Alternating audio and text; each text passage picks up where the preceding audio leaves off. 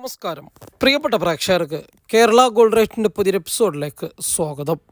ഇസ്രായേലും ഫലസ്തീനും തമ്മിലുള്ള യുദ്ധം സ്വർണ്ണവിലയെ അതിഭീകരമായ രീതിയിലുള്ള ഒരു വിലക്കയറ്റത്തിന് കാരണമായിരുന്നു.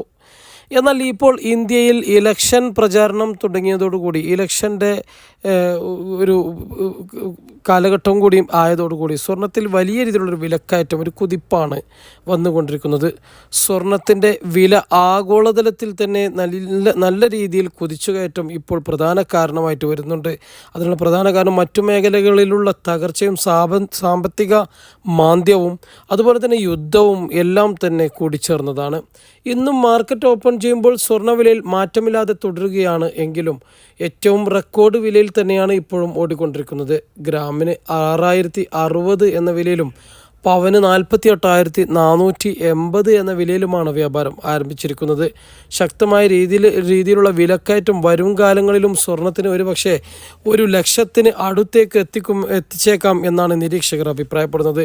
ഈ വർഷത്തിൻ്റെ അവസാനത്തോടു കൂടി 50,000 കടന്നു പോകുമെന്നാണ് നിരീക്ഷകർ പറയുന്നത്.